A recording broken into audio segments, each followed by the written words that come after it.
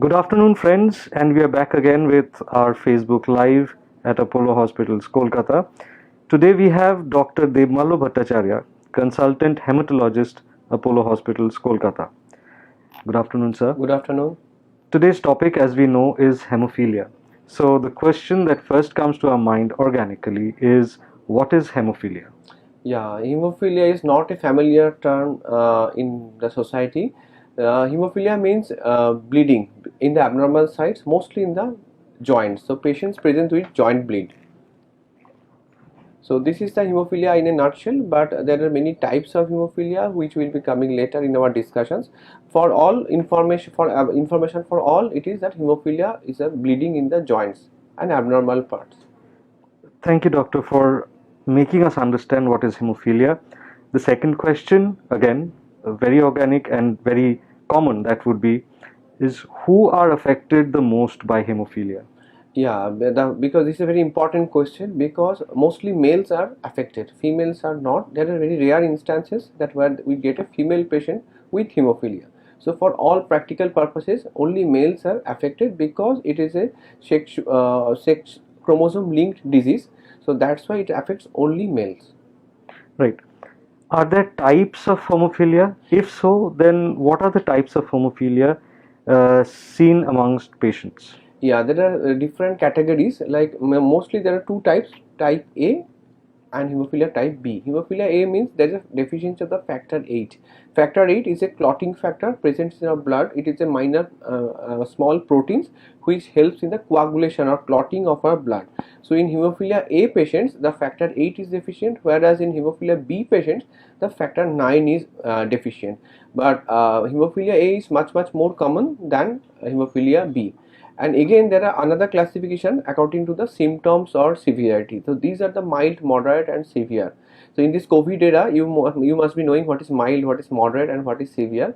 So obviously severe hemophilia patients present with more joint bleeds, more complications, moderate relatively less, and milds they may have only mild bleed, or maybe may not be detected throughout their life, only incidentally detected during any operations or any investigations, accidentally or incidentally done before any surgery.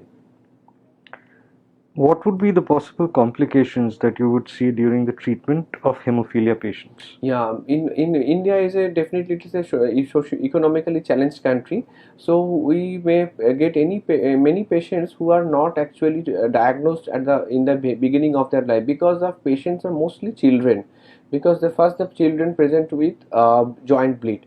So in periphery or in the village area, some quacks or some local doctors they may not be able to diagnose the patient as hemophilia, so they get treatment from the orthopedics. But there is no, as the diagnosis is wrong or not yet done properly, the patients get treatment in a different way. So there may be complications, a persistent joint bleed which makes the joint immobile, swollen.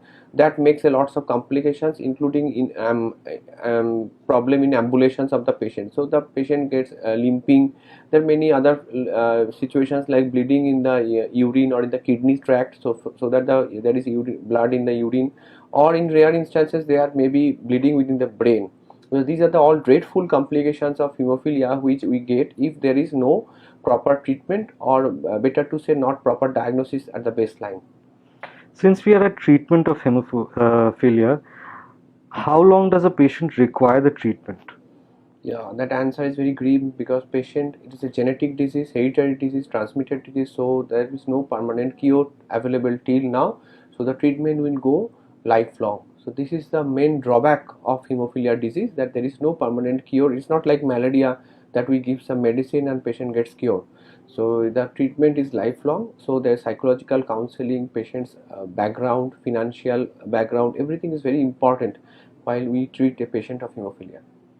Is hemophilia a contagious disease? No, that is a very important question, because many patients think that if many persons, not patients, the other neighbors or any other society members, they may think that if we sit beside a hemophilia patient, we may get, or there is any blood contaminated with from the hemophilia patients, we may get the disease. No, it is not like that.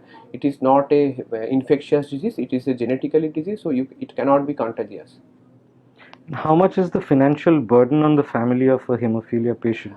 Yeah, this is a very pertinent question because many patients in India, many patients are not insured. Many patients may not have other social support. So, as I told previously, that it is a lifelong disease.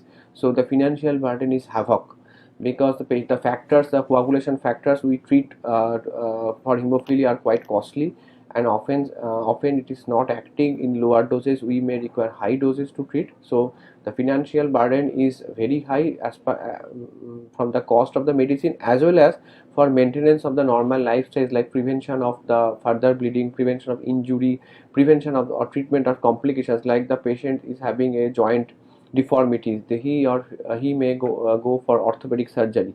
So all these complications add to the extra cost of the for these patients of hemophilia. Are there any socio-economic challenges that you face during treatment of hemophilia? Yes, sadly saying we face many. We have many examples of some very sad incidents of with hemophilia patients. Like that, some family members abandon because when the family member of poor family having 4 or 5 children, so one son is affected with hemophilia. He cannot live. He cannot walk properly. There are transfusions, factor infusions. So often we have seen that because of the monetary reasons or other reasons, the patient's family may abandon the child, or they are not taking proper care of the child, just taking some SOS basis treatment like that. So these are the social problems we face during hemophilia patient. And also there is the children when they grow up, many patients grow up to adulthood doing, otherwise the patients are normal, but they don't have any capability to earn a livelihood. So that is also problem. So they become social burden because they do not earn or they cannot earn. So that is another social challenge. Do you require help from other specialties for the treatment of hemophilia? Yes, definitely we need help from three streams, namely orthopedicians, because many patients have joint problems, joint deformity, immobilizations. So these orthopedicians are the pillar of the hemophilia treatment. And again, physical medicine doctors, physiotherapy technicians are also important. Good quality nurse who will access the venous system and also preliminary counsel the patient is also important. Physiotherapy is also important. And lastly, we need a psychological counselor, psychologist counselor, that is also important, who will motivate the patient, give them hope for the next life, how, and also to make some rehabilitations for the patients. So we need many other social NGO supports also at times for hemophilia patients. What is called the comprehensive hemophilia care? Yeah, in Western countries there are many centers who cater the comprehensive hemophilia care. In India, there are few centers who do this comprehensive hemophilia care. Comprehensive hemophilia care is all types of treatment facilities under a single roof. So where the patient comes, whether the patient may be newly diagnosed or the patient may be a chronic patient, in those scenarios there may be teams of doctors and nurses who will guide the patient, like the consultants like us. They will tell the patient about the treatment and advise the dose of the medicines, clotting factors whenever required. But there are other roles of the other persons, like the nurse who will counsel and who will do the venous access, because veins are very important. The medicines can be given only by the intravenous route. So veins are getting punctured day after day, so there will be damage to the veins. So that is also important. A good trained skilled nurse is also important.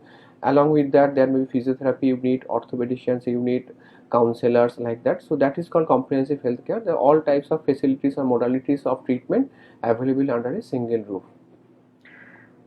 Well, it's time to conclude our session today, but we really thank you, Dr. Bhattacharya, for sparing your time and talking to our audience here.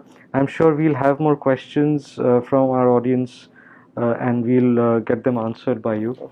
We look forward to another session that is similar to this, and we hope that everybody stays safe. Thank you, sir. Thank you.